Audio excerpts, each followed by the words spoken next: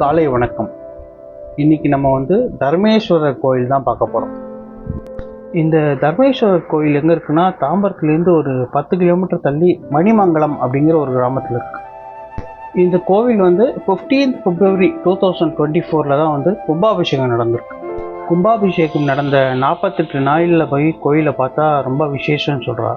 அதனாலேயே அந்த கோயிலை போய் பார்த்து எப்படி இருக்குன்னு அந்த கோயில் பார்க்கலான்னு தான் போயிருக்கேன். இந்த கோவில் 1000 வருஷம் பழமை வாய்ந்த கோயிலாக இருக்குது. இதோ இப்போ நீங்கள் பார்க்குறீங்களே, இதான் அந்த கோயிலோட நம்ம உள்ளே போகிற வழி.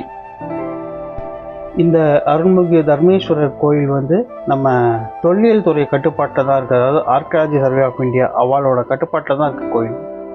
இந்த கோவில் 15ஆம் தேதி தான் கும்பாபிஷேகம் பண்ணான்னு சொன்னேன் இல்லையா, அதனாலேயே இந்த பந்தல் கிந்தல்லாம் எதுவுமே இன்னும் கட்டாமல் அப்படியே தான் இருக்குது.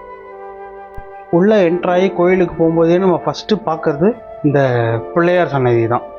இதை பார்த்து முடிச்சுட்டு தான் நம்ம அதுக்கப்புறமா அந்த ரோட்டில் சும்மா ஒரு 100 மீட்டர்ஸ் உள்ளே போனால் கோயில் இருக்கும்.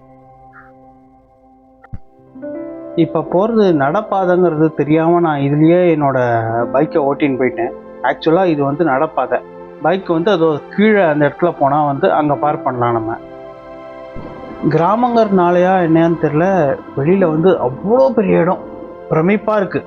நிறைய எக்கச்சக்கமான இடம் கோயில் போகிறதுக்கு முன்னாடியே இருக்குது. ரொம்ப அருமையாக இருக்குது, பிரமிப்பாகவே இருக்குது. உள்ளே நுழையும் போது இந்த கோயிலுக்கு ராஜகோபுரம் கிடையாது. வெறும் தர்மேஸ்வரர் அவரோட மண்டபத்துக்கு மட்டும்தான் கோபுரம் இருக்குது. ஆரம்பமே இந்த பூக்கள் செடிகளோட அவ்வளோ அழகான ரம்மியமான ஒரு ஃபீலை கொடுக்குறது. கோவிலில் மூலவர் தர்மேஸ்வரர், தாயார் வேதாம்பிகை தாயார், தலவக்ஷம்னு பார்த்தீங்கன்னா சரக்கொன்றை, தீர்த்தம் சிவ புஷ்கரணி தீர்த்தம்.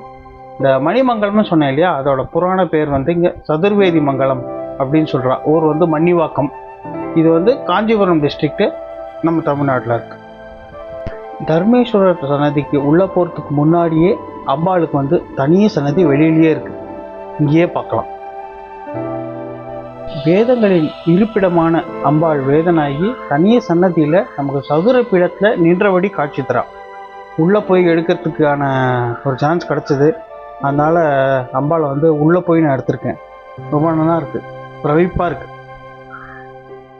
அம்பாளோட தரிசனத்தை முடிச்சுட்டு அப்படியே வெளியில் இந்த பலிப்பீடம், நந்தி ரெண்டுத்தையும் பார்த்தோம்.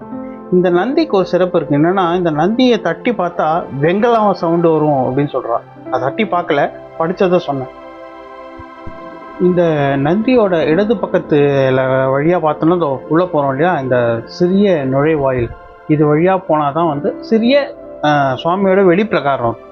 நுழையும் போதே ஃபஸ்ட்டு எல்லா இதுலையும் இருக்க மாதிரி இந்த பக்கம் விநாயகர் இருக்குது, இந்த பக்கம் சுப்பிரமணியர் இருக்குது. எல்லா சிவன் கோயிலையும் நான் இப்போ பார்த்துருக்கேன்.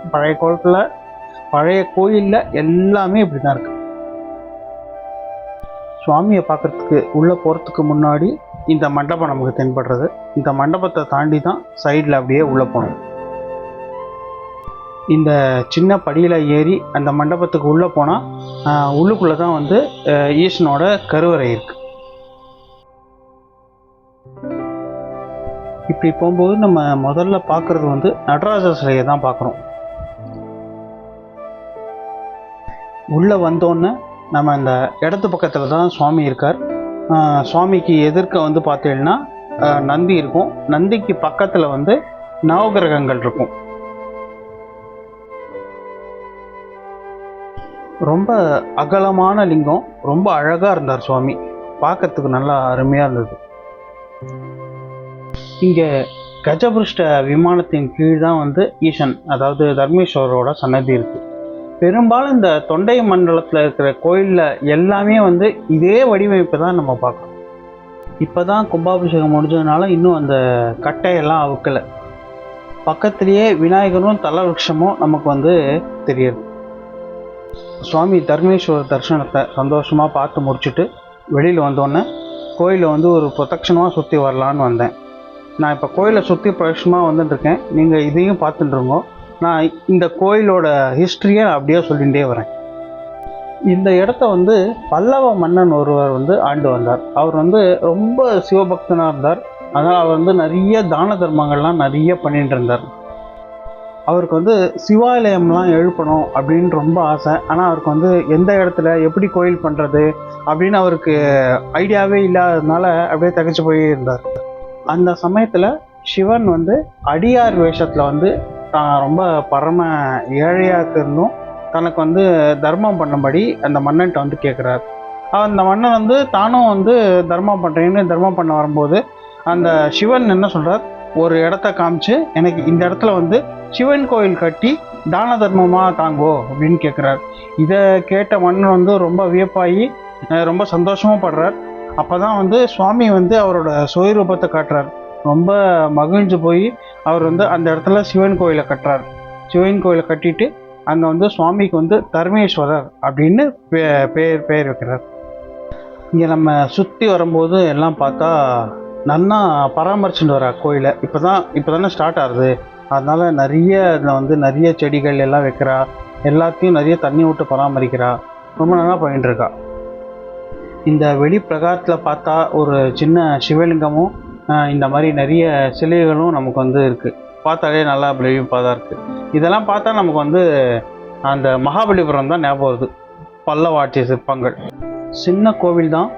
கோவிலை பார்த்துட்டு வெளியில் வந்தாச்சு. வெளியில் வந்து அந்த வெளி பிரகாரத்தை பார்த்தா, தட் இஸ் பிரகாரம்னா கோயிலை விட்டு வெளியில் வந்தோன்னா அந்த ஏரியாவை பார்த்தா ரொம்ப பெருசாக இருக்குது. இது அந்த கவர்மெண்ட் கண்ட்ரோலில் இருக்கிறதுனால இங்கே எதுவுமே இல்லை, தெரியல. பிற்காலத்தில் வந்து இங்கே வந்து கோயில் வந்து பாப்புலர் ஆகும்போது இங்கே நிறைய கடைகள் இது எல்லாமே வந்துருமான்னு தெரியல. அப்புறமா அதோ இந்த மரத்தையும் பார்த்தேன். ரொம்ப பெருசாக இருக்குது, பிரமிப்பாக இருக்குது அந்த மரம். இது தனியாக வச்சுருக்கா. இது பர்டிகுலராக எந்த மரம்னு என்னால் ஐடென்டிஃபை பண்ண முடியல. தனிப்பட்டு இதை வந்து ஒரு வீடியோ எடுக்கணும்னு ஆசைப்பட்டேன். அதனால தான் இந்த மரத்தையும் எடுக்கிறேன். இந்த இடம் தான் வந்து கும்பாபிஷேகம் பண்ணும்போது அவங்க இந்த 4 கால பூஜை 4 கால யாக பூஜை பண்ணுறதுக்கு யூஸ் பண்ண இடம். கலசங்கள்லாம் வச்சு பூஜை பண்ணுறதுக்கு யூஸ் பண்ண இடம் இதான்.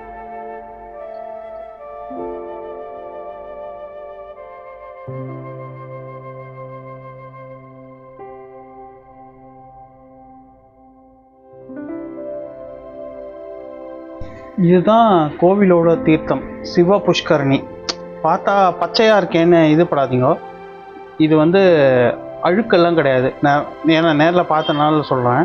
அது ஃபுல்லாகவே வந்து ஃபுல்லாக அந்த இலை திரைகளோட பூக்களோடு இருக்குது. இன்னும் இதை பராமரிக்கும் போது க்ளீன் பண்ணால் வந்து இந்த குளம் வந்து நமக்கு பெருசாக தான் தெரியும் பார்க்குறதுக்கு. நல்லா தான் இருக்குது. இங்கே வெளியிலேயே பார்த்தோன்னா கல்வெட்டுகள் கூட இருக்குது.